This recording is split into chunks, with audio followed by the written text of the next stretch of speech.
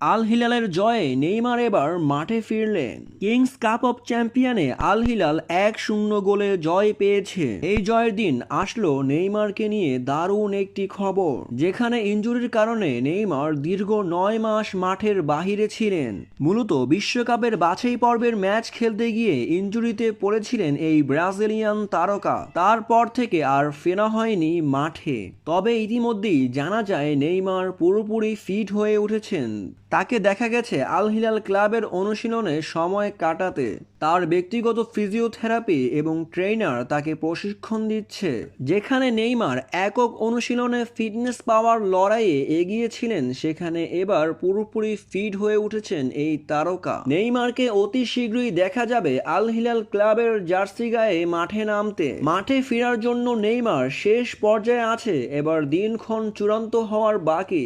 Al Hilal ক্লাবের বাকি ম্যাচগুলোতে নেইমারকে দেখা যেতে পারে, এমনটাই ইঙ্গিত পাওয়া গেছে। নেইমারও চায় আল হিলাল ক্লাবের জয়ে তার অবদান থাকুক।